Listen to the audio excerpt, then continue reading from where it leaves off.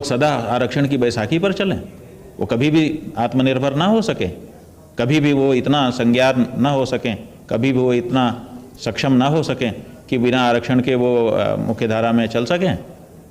ऐसा तो नहीं चाहते होंगे ना। वो तो यही चाहते थे कि जब तक पिछड़ गए हैं उतनी देर तक हम कदम ताल कर लेते हैं और उनको थोड़ी सी सुविधा दे देते हैं ताकि वो हमारी बराबरी में आ जाएं, फिर हम सब लोग मिल बैठ करके देश और समाज की उन्नति का मार्ग तय करें।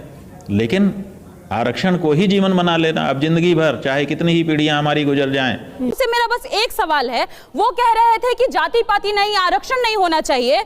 आरक्षण कहाँ है? सुनिए, शारदा पीठ के शंकराचार्य थोड़ा सा मैं यहाँ करेक्ट करूंगी। उन्होंने कहा आरक्षण होना चाहिए, पर जो पिछड़े हैं उनको समाज की पहली पंक्ति में लाकर खड़ा करने के लिए आरक्षण की जरूरत है। पर कब तक ये होना चाहिए, इस पर विचार की जरूरत है। कब तक होना चाहिए जी, कब तक होना चाहिए उस पर विचार के ऊपर मैं बता रही हूँ कब तक होना चाहिए।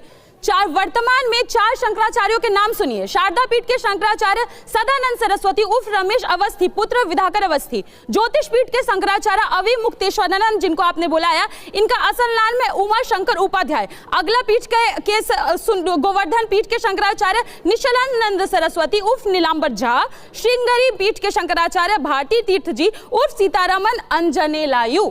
जब तक सारे के सारे जगहों पर आप लोग बैठे हैं, यहाँ पे किस बेसिस पे आपने रिजर्वेशन लिया? सारे पीठों पर बैठने के लिए कौन सा आरक्षण प्राप्त था? जाति का आरक्षण। जब तक वहां पर आप आरक्षण मेंटेन किए हुए हैं, आप पॉलिटिकल स्पेसेस में अपना आरक्षण मेंटेन किए हुए सिर्फ जाति के आधार पर, तब तक देश में आरक्षण मिलता रहेगा। और सुन ले बाबा जी जो बैठे हुए हैं, आरक्षण कोई बैसाखी नहीं है, आरक्षण हमारे मुक्ति का मार्ग है। और जब तक इस देश में सभी को समानता नहीं मिल जाती, एक दलित नाले में मरता नहीं रहता, तब तक इस देश में आरक्षण लागू रहेगा। वोट से लेंगे सीएम पीएम, आरक्षण से एसपी डीएम।